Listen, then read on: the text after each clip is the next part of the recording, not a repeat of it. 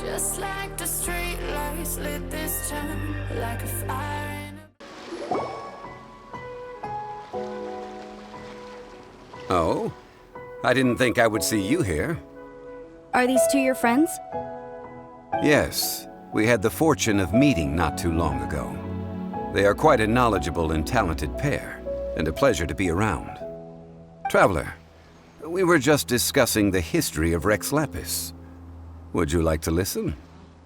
This, good sir, seems not to appreciate the almighty power of the Lord of Geo.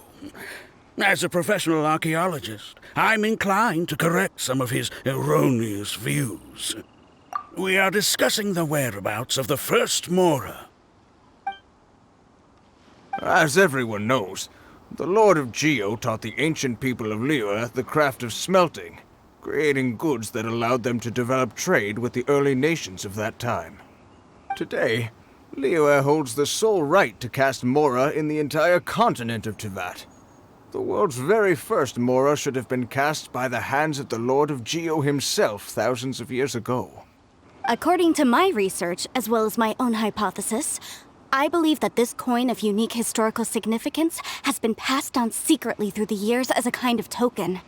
For example, perhaps the Qixing who control the Liyue use it in some kind of unknown ceremony they hold when they come to power. No. My research indicates that the first Mora coin is not such a simple thing. Mora is a catalyst. This we all know.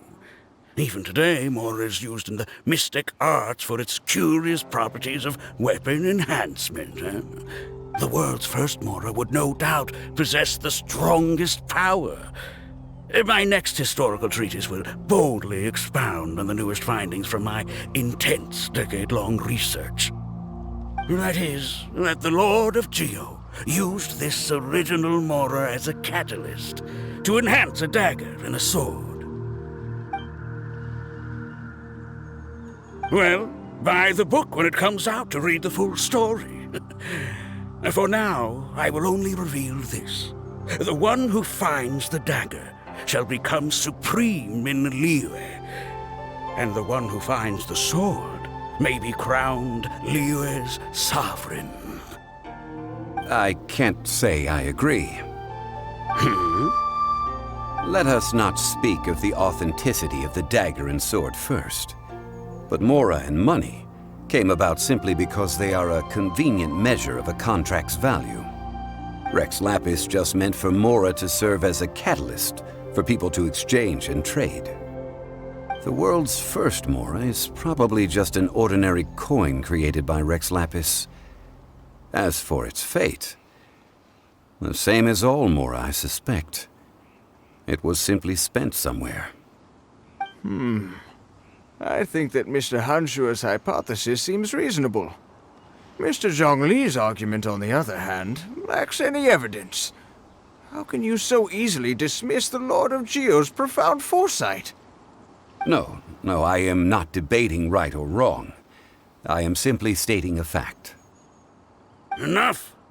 Do you think you understand the Lord of Geo more than me? I know but little about history, and I wouldn't dare to brag. But discussion is meaningless if everyone has the same opinion, no? Well then, answer me this. Long ago, when Liyue Harbor was being constructed, the Lord of Geo taught the people how to build houses. The model home he used to teach them was completely cast from Mora, correct?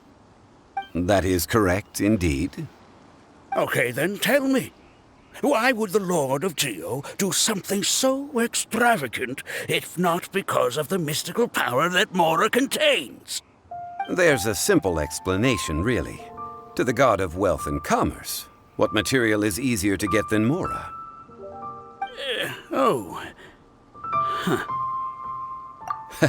I mean, I am talking about Rex Lapis. Excuse me, sir. I have some questions about archaeology. Can we find somewhere quiet to chat? I mean, if it's okay with you. Oh, it's no problem at all. But may my friend accompany us? Perhaps they could be of some help. Of course. They can come if that's what pleases you, sir. Let's go.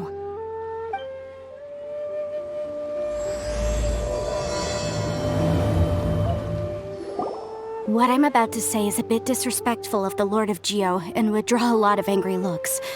So it's best to discuss this somewhere quiet. Your argument just now exhibited acuteness of speech and thought. Most importantly, you don't fall for the boasting and acting of the others. You remain objective. So I have a question for you. Perhaps you will answer differently from other scholars.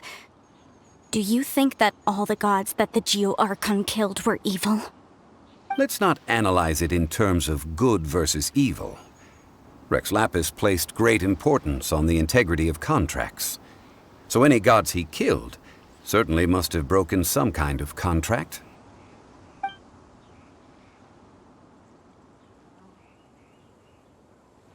But when I was doing some research, I learned about the legend of the god of salt.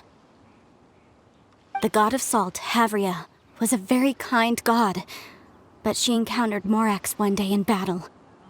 Morax used a rather underhanded trick to assassinate her. This bit of history is a long story. But you may not like the truth when you hear it. Don't worry, please tell me what you know.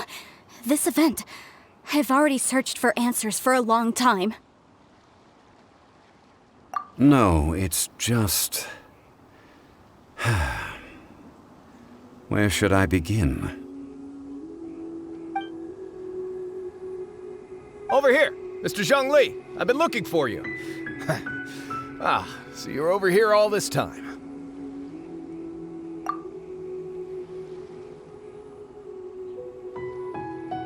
First of all, I'm not holding a weapon. There's no need to overreact now. I'm simply an archaeological researcher from Snezhnaya. I'm not here for trouble. But this time, I registered with the Liyue Ministry of Civil Affairs. I could show you the official documentation if you want to see it. I will be conducting an archaeological survey here, the results of which will all be shared with the ministry. I heard that Wangsheng Funeral Parlor had a consultant named Zhongli, with immense knowledge of ancient history and archaeology. So I paid Wangsheng Funeral Parlor a handsome amount to hire Zhongli as my own consultant while I'm in town.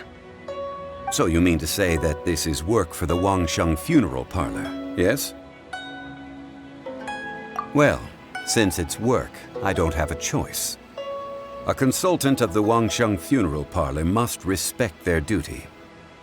Of course you would be such a reasonable man. Well then, let's head out now, shall we? Wait, if you are studying archaeology, can I go too? I am also a scholar in this field, so I can help. That will give us a chance to continue the topic we were just discussing. Oh, and you should tag along too. This experience may be of help to you on your future adventures. It is a story from before the rise of the Seven. Although the god of salt has already perished, it will still be a meaningful experience for your journey. Wait. This is an archaeological expedition, not a tour group. That's too many people. But this friend of mine has a treasure-finding talent, surpassed by no one. It will surely be of great help to us. Oh? What talent? If my friend espies a treasure chest, they will absolutely find a way to open it. Well, that is quite enticing. All right, then. Well, let's go. There's no time to waste. When the Overlord of the Vortex was crushed by the Jade Chamber recently, perhaps something of interest was washed ashore. An ancient artifact would be good. Traces of ancient activity would be great. But a piece of the god's limb would be even better. Who knows what surprises we may find.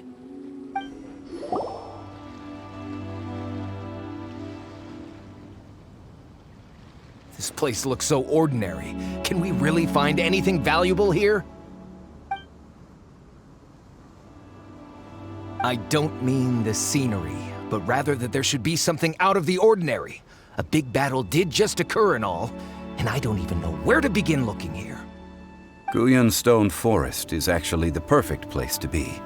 if you wish to learn about the gods or the history of the Archon War. Legend has it that Rex Lapis threw spears made of large rock into the sea here, piercing and crushing the overlord of the vortex. After many years of wind erosion, those stone spears have turned into the unique rock formations we see now. What we see now is just the part of them that remains. The stone spears hurled by Rex Lapis all those years ago were much greater, both in number and in size.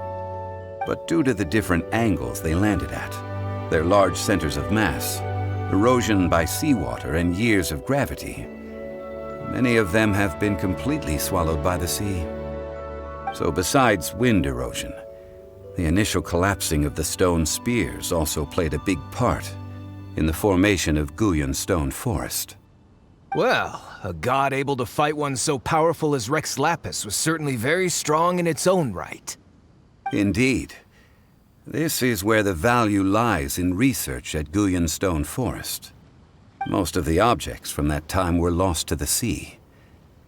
But the gigantic waves created by the overlord of the vortex have given those sunken objects a chance to see the light of day again.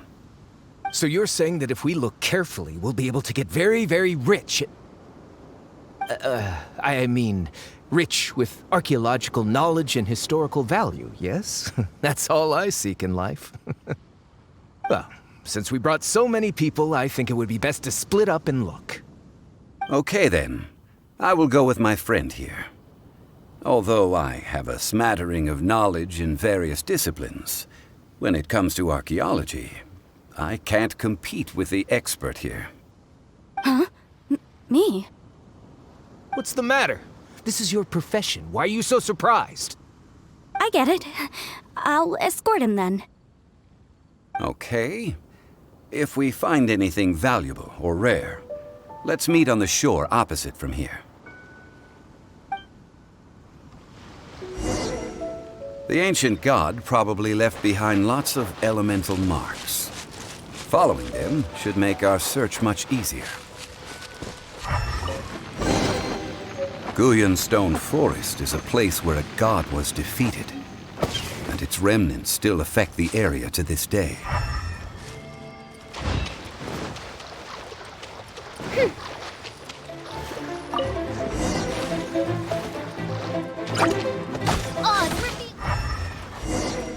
See that object in the center? Perhaps it emits the remnant strength of the god. That would certainly attract him. But the hydromonic monsters... The contract. I must put my personal feelings aside. Go ahead. Defeat them. It's just a stone slab. But its design is quite unique. This should be enough to garner some information. Let's head back. You call yourself a scholar of archaeology? You can't even recognize this or that. What are you good for? We all have our areas of expertise. I already tried very hard to explain. This girl just keeps bragging about how she's an archaeologist, but she doesn't even know anything about the surrounding ruins. I even know more than her. She left me to rely solely on guessing, experience, to find anything valuable to take back. Ugh, what a waste of time. I've just been researching the god of salt, so I'm not familiar with sea relics. Is that so strange? And you! You kept asking about how much Mora everything is worth. Can the value of relics only be measured in Mora? Isn't measuring their value in Mora the easiest way? This also matches the traditions of Liyue, does it not? Now, calm down. No need to make a fuss. We were able to bring back some intriguing objects. Let's have a look. Oh, what a shame. These objects were indeed washed ashore by the overlord of the vortex, but they have nothing to do with the god besides being in the vicinity at the time. The stone slab we found, however, has a mysterious pattern and faint aura of divine power. Perhaps it will be useful for research purposes. Quick, give it to me. At least we didn't come for nothing. The power of the gods, yes! This is good. Oh, but these other objects are certainly worth a little something, right? It should be enough to cover the cost of hiring you. It's all mine. Not at all. My quest to uncover the history of the God of Salt is because history can tell us about culture and beliefs. But you? You're just trying to use archaeology to get rich. Nonsense! I'm a professional archaeology researcher from Snezhnaya. I swear, if I'm lying, may the Lord of Geo strike me down. Oh, by the way, you probably don't want to sell that teacup. Oh? Why's that? That's not an ancient teacup. It's part of Ningguang's collection. It must have fallen here along with the Jade Chamber. So unless you want to mess with the Qixing... Ah, I see. What a shame. It was of such high quality, too. See? You do want to sell these objects! But, so what? Why can't I pursue wealth both intellectual and material? Don't be so simple-minded. All right, then. No need to stay here any longer. I'm rather quite intrigued by the God of Salt, too, actually. Let's go to Sal Terrae next. I heard that Sal Terrae was once the home of the God of Salt's people. Therefore, there's sure to be loads of valuable relics nearby. According to legend, the people of the God of Salt, Havria, enjoyed prosperous lives under her protection. But this legend has been around for ages. With the countless scrap collectors and treasure hoarders in the area, there probably aren't many valuable things left here. Oh, good. That's just great. If I knew it was picked this clean before, I wouldn't have come. About that, I know there's a ruin deep in this cave here. It's related to the God of Salt, which is actually how the area originally got its name of Sal Terrae. However, the ruin entrance has been sealed by a mysterious power. Nobody has been able to break the seal. I found a mechanism that seemed to be related to the seal, but when I undid the mechanism, the seal wasn't affected at all. So at the moment, the seal's origin and how to break it are very important topics in my research on the God of Salt. I don't know, there's no concrete evidence, but I'm pretty sure the seal is meant to hide some kind of long-forgotten truth. The God of Salt was a benevolent god, adored by the people, not to mention powerful. She wouldn't have any kind of shameful secrets to hide. So, the one who wants to hide some truth is very possibly her killer, Morax. Who cares about all that? It sounds like countless treasures of the God of Salt lie within this ruin, just waiting for someone to find them, right? You weren't listening at all, were you? Even if there's a mountain of treasures inside, nobody can get in if the seal isn't broken. Ah, but we have the illustrious Mr. Zhongli with us. He looks like he knows just about everything. A little seal shouldn't be any trouble for him. This seal seems to be quite ancient. Even Mr. Zhongli may not know all of its secrets. I may know something about it. What? Over the years, I've heard various rumors with bits of knowledge about seals. Although their references seem rather disorderly, they do in fact contain the secret to breaking seals.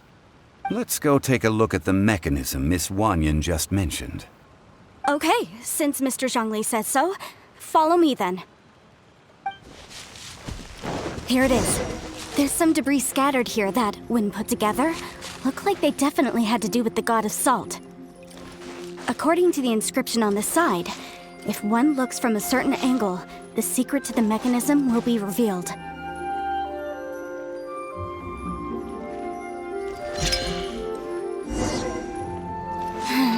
See that?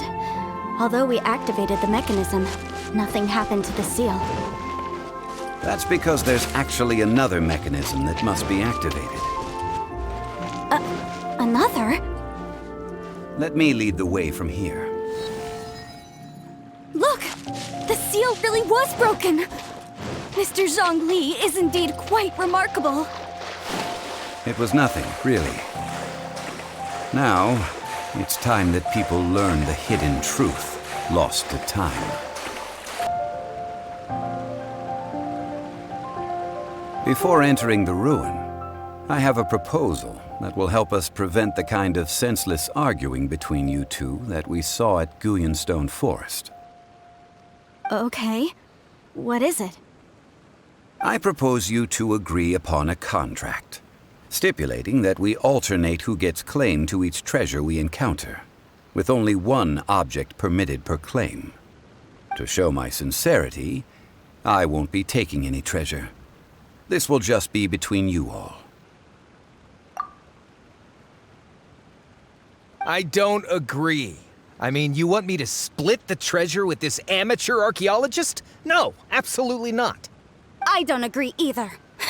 He will only defile the precious relics left behind by the god of salt. I can't accept this. Well then, if the contract is not agreed upon, I will no longer serve as your consultant on this expedition. You will have to rely on your own experience to find whatever treasures are hidden in this ruin, as well as traps. You have the audacity to demand this. Okay then. Even half of the treasure in the long-sealed ruin of the God of Salt should be enough to make a fortune. If you want me to agree upon this contract, so be it. I just have one request, Mr. Zhongli. If we discover the truth behind the God of Salt, you must judge it fairly, even if the truth harms Morax's image. I can accept this arrangement. Well then, let's go.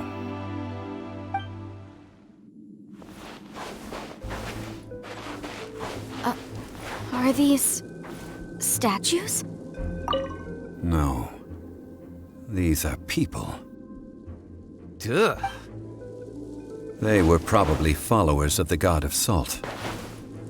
How did they become this way? What in the world is hidden deep in this ruin?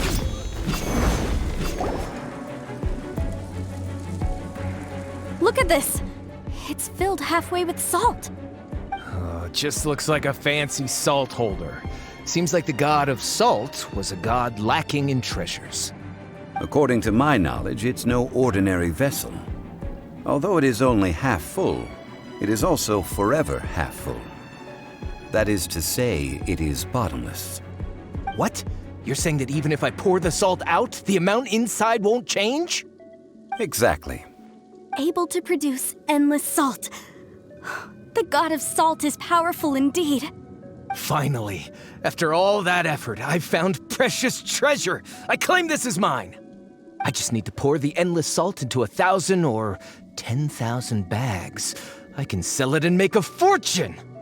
Hey, how can you use a relic of the God of Salt for such a shallow pursuit?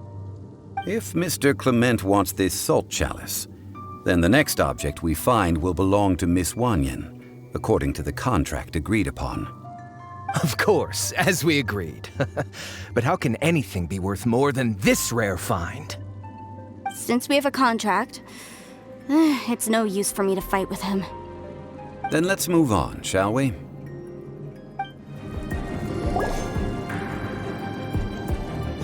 Just a simple ruler. It doesn't look to be worth anything. This, if I remember correctly, this is some kind of measuring tool. Indeed. But the God of Salt imbued it with another power.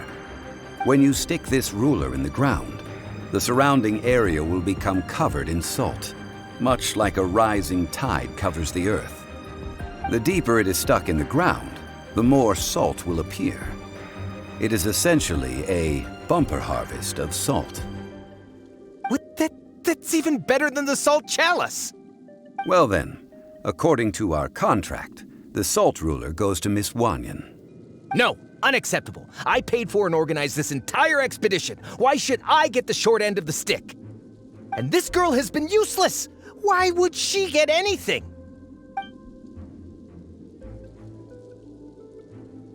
So you are saying you want to break the contract? So what if I break it? Now that I've seen how the mechanisms in this ruin work, I no longer need you. Let's not forget who hired who here. Why should I let you make the rules? Because you agreed to a contract. Rex Lapis once said, "Ones who break their contracts shall suffer the wrath of the rock." That is one of your Liyue gods. I am from Snezhnaya. I Will suffer the wrath of the rock. You may find it rather unpleasant. Rise! Steady as stone.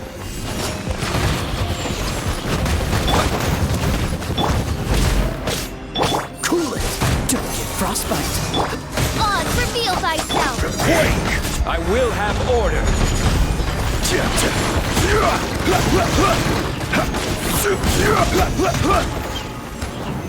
Stabilize! Can't run from death. I shall confiscate your treasure as well. You are not worthy to continue any further into the ruin. Leave this place. Oh, darn you! Just you wait.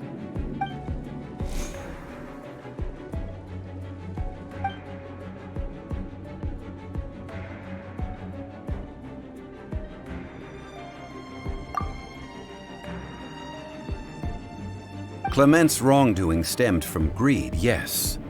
But besides greed, there are many other things that may tempt us to break contracts. When people see the object of their dreams, how many are really able to control their desire and follow the contract? I think we should be honest with each other now. That in truth, not a single member of this archaeological expedition came here for archaeology. Why do you say that? Miss, you lack even the most basic archaeological knowledge and can recognize naught but a few simple relics. However, you are an expert when it comes to anything regarding the god of salt.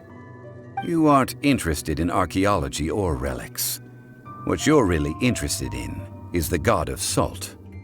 I believe those legends about the god of salt that you mentioned on the Pearl Galley are passed down between generations at Yinyuan Hall.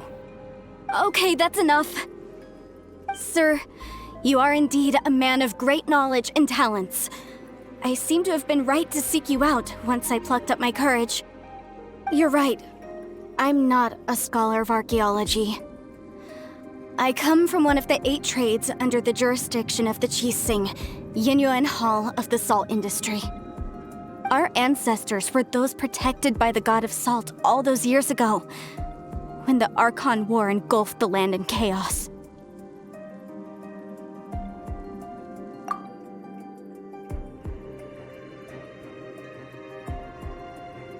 During the war, Morax assassinated our god out of envy for her power. He left us alone and lost in the world. We hate him! But this is Morax's Liyue after all. And its history is written as he wishes. So I seek proof of Morax's guilt. He has blood on his hands and cruelty in his heart.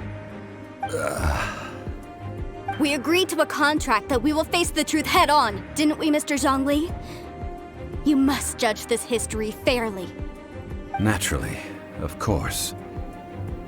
But I must add, Liyue is no longer Morax's Liyue. Come with me. All the answers you seek lie ahead.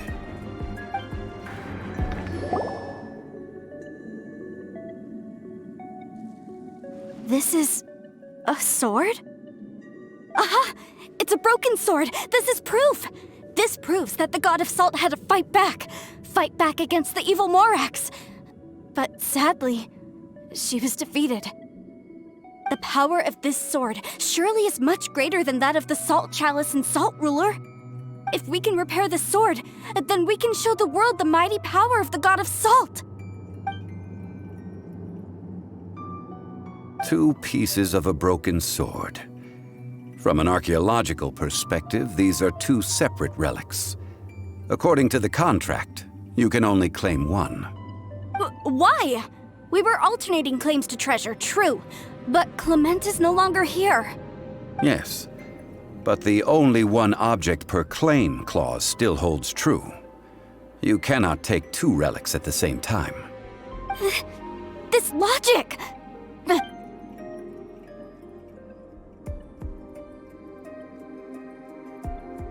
When there's a contract, nothing can be allowed to slide. If the contract is not followed, then it is broken. No! If I only take one half, then it can't be repaired, and the power of the God of Salt cannot be restored. No matter what, I must be faithful to her. Even if it breaks the contract, I don't care. So you are already decided? Then there is a price to pay for breaking the contract. That is to say, you consign yourself to suffer the wrath of the rock. That's okay. The God of Salt gave up her life to protect her people. My sacrifice is nothing compared to that. Punish me however you want. Just let me take this proof of my faith. Perhaps that punishment would be easier for her. But, as punishment, I will tell you the truth. Huh? The truth? You mean the truth is my punishment? Yes. The truth that I am about to tell you shall be your price to pay for breaking the contract. I'm afraid to say that the God of Salt, Havria, was not the powerful god you imagine her to be. Rather, she was a small and weak god who yielded to all other gods. When it came to war, she lost, never able to win a seat among the seven. What? During the Archon War, the gods of this world used all their strength and cunning to vie for control of Tevat. But Havria instead chose to flee. She thought that by giving up before a fight could start, she could save herself and her people from the war.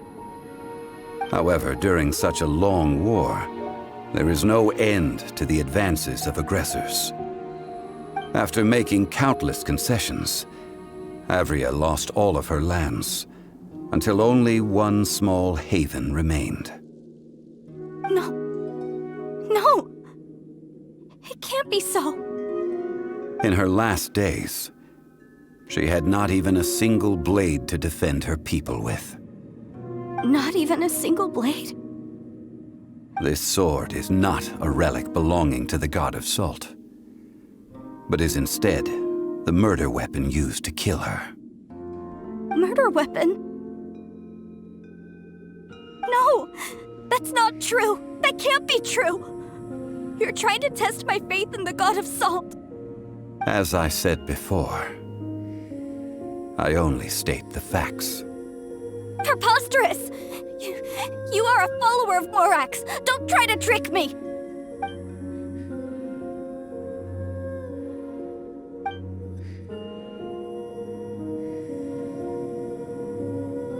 Indeed. Otherwise, why would I use the truth as punishment? I did not want to tell her such cruel facts. But the contract was broken. Let's follow her deeper into the ruin. There, I fear, we will find something that will leave her no choice but to face the truth.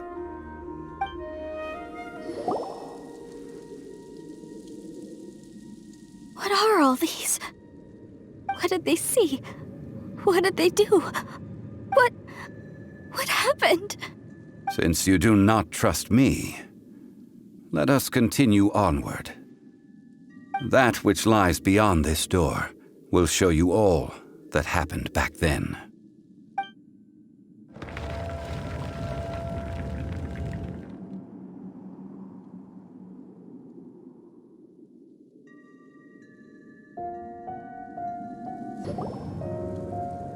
This is the scene of the crime. Havria's body dissipated, leaving nothing but these traces of salt. Her dying moments have since been frozen in time to this very day. The story continues that some among her people realized at last that this gentle, kind, but weak god could never protect anyone in wartime. The Archon War was cruel in the extreme. Instead of consigning her to the agony of defeat, they thought perhaps it would be better to give her a quick release. No matter how weak the god, the power that flows forth when they are slain is beyond the strength of mortal coils to bear. Those who could not flee were thus transformed. Those of her people who were untouched by this disaster left for Liyue, where they sought refuge with Rex Lapis. Their descendants feared Havria's remnants and lived in terror that she had laid upon them an eternal curse.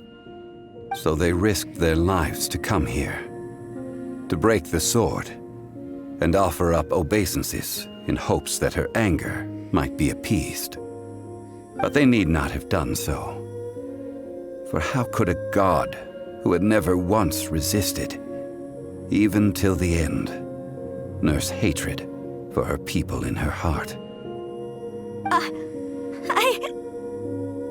Even if this is so, I can't! This must be a lie.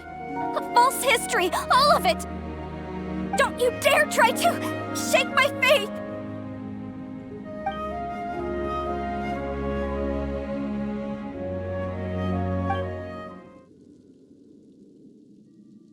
This is the price she must pay. Yet I would not call it a bad thing. Judging by how she appeared, I fear that she will struggle for a time. But even if she may not escape that struggle immediately, simply recognizing the truth is good enough for now.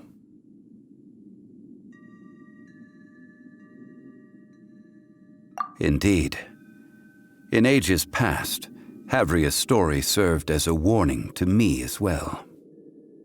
Faith in a god who has already passed will do you no good. So it is for Havria. And so it is for Morax also. All right then. Now, would you like to accompany me in taking a trip to Guyonstone Forest?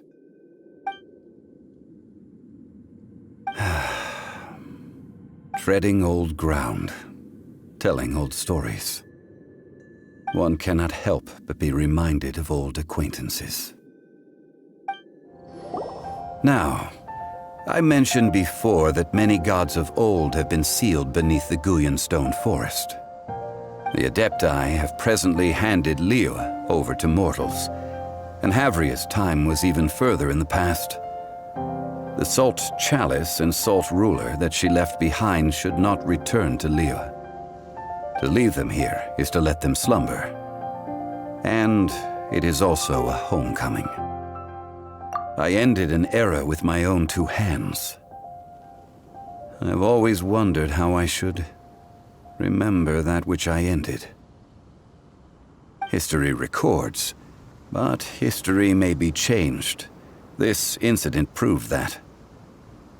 Time is a mighty force, and history's twist in its flow.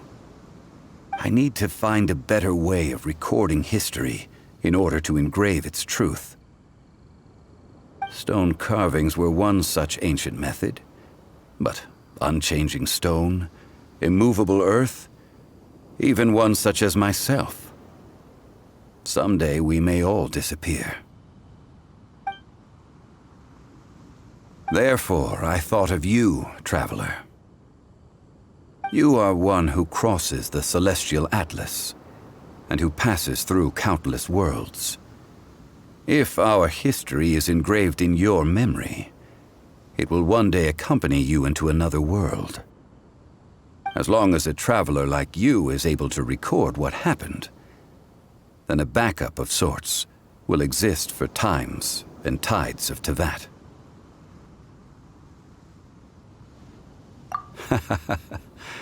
Well, may you find treasure among the stars, even after you have left Tevat. Now, I am the god of wealth, so I would think that my words have some weight here. Now then, it is time that we consigned both the Salt Chalice and Salt Ruler to the sea. As I said before, this is the place to which the remnants of many bygone gods are consigned. This includes Osial, Overlord of the Vortex, who the Jade Chamber most recently returned to this ocean prison.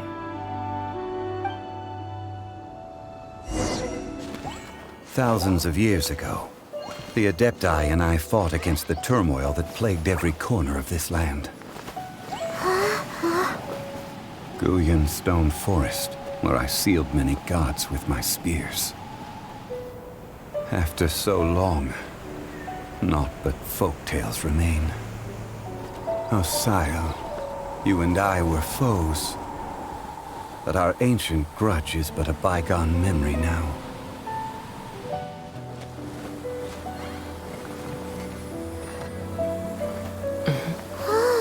May that which Havria has left behind be yours to subsume.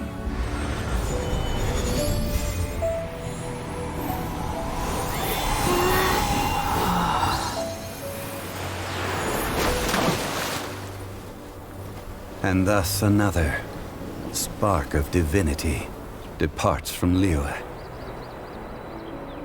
My legacy shall now be left to those who come after to debate.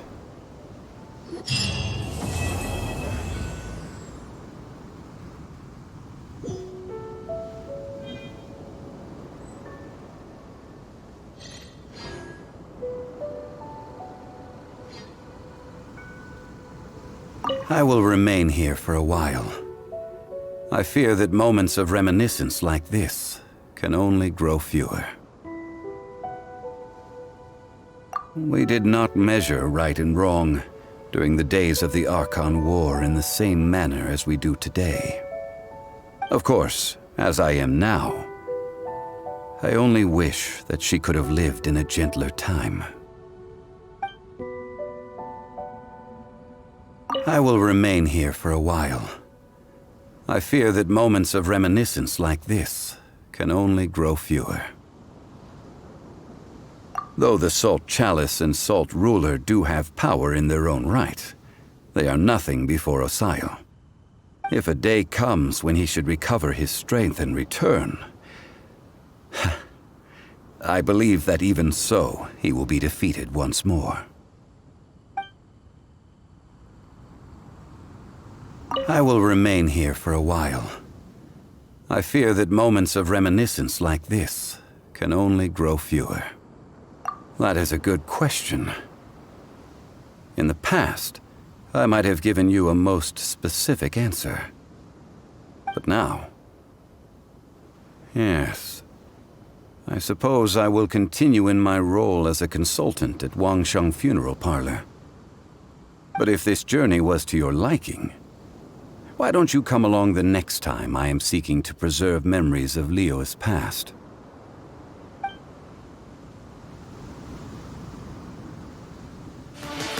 So